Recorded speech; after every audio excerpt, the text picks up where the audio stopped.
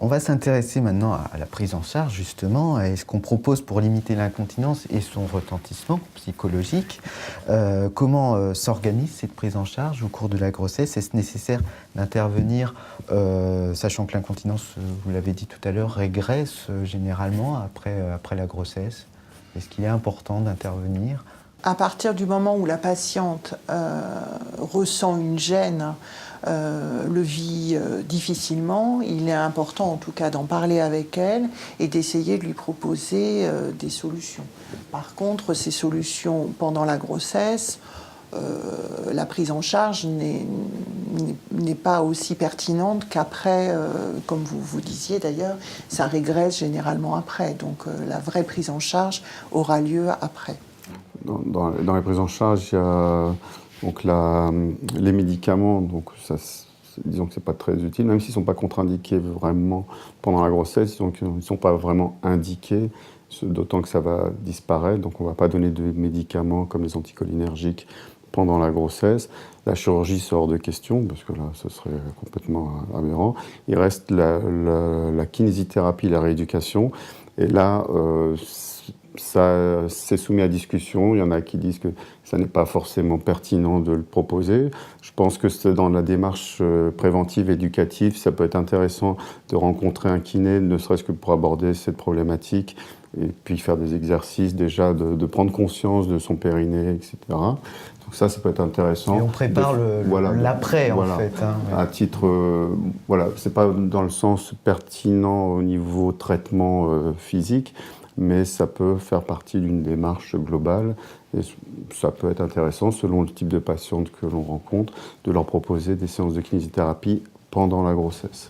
D'accord. Surtout si elles se sentent démunies, il faut aussi les aider à vivre mieux, y compris d'ailleurs leur conseiller de porter éventuellement des protections, bien sûr. On n'aborde pas dans ce podcast les troubles liés à la sexualité, mais c'est vrai que peut-être que c'est un peu lié également, les troubles de l'incontinence et les troubles que ça peut entraîner sur la sexualité. Alors, juste un mot. La grossesse elle-même déjà modifie l'image que la femme a de son propre corps et que son partenaire a aussi d'elle.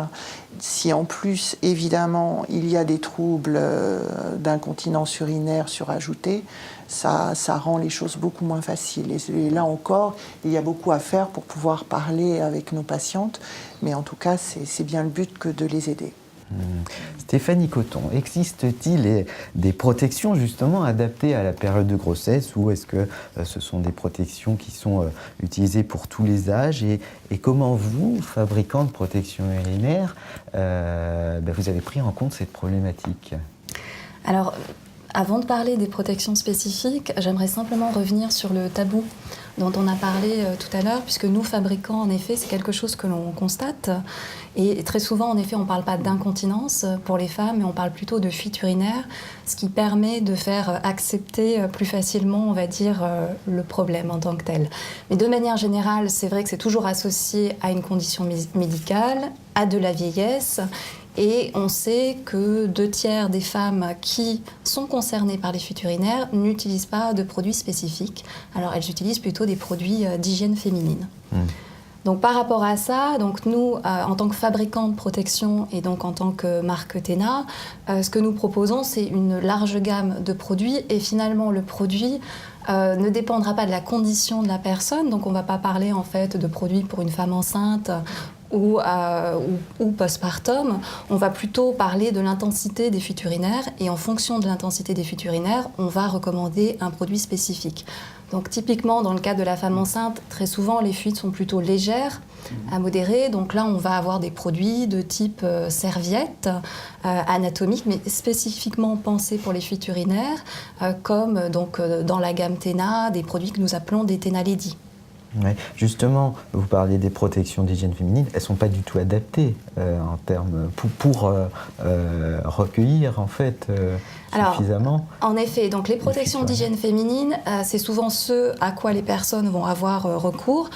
Pour plusieurs raisons, il y a des facteurs de coût, mais il y a aussi des facteurs de reconnaissance du problème en tant que tel. C'est-à-dire que, justement, je ne me reconnais pas en tant que femme comme étant incontinente. La marque Tena est synonyme d'incontinence et fait également des produits pour des incontinences relativement fortes. Donc, je vais préférer prendre ma marque d'hygiène féminine qui fait finalement que je me sens normale et pas forcément sujette à un problème très grave. Alors pourtant, en effet, les protections d'hygiène féminine ne sont pas adaptées. Pourquoi ? Parce qu'elles ne sont pas faites pour recueillir de l'urine. Et dans les protections qui sont spécifiquement développées pour les fuites urinaires, il y a un système d'absorption qui permet justement de capturer les liquides rapidement, d'une part, et qui garantit à l'utilisatrice de ne pas avoir de fuite.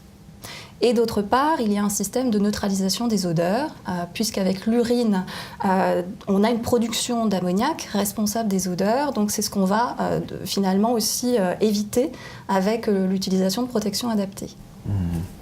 Quand est-ce qu'il faut avoir recours à ces protections urinaires ? Est-ce que c'est en prévention ou est-ce que c'est de manière occasionnelle ?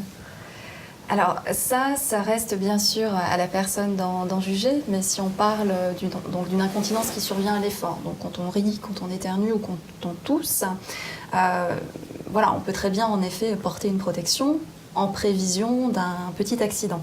Je suppose qu'en général, les femmes ont encore la perception des protections comme étant des produits, des couches volumineuses.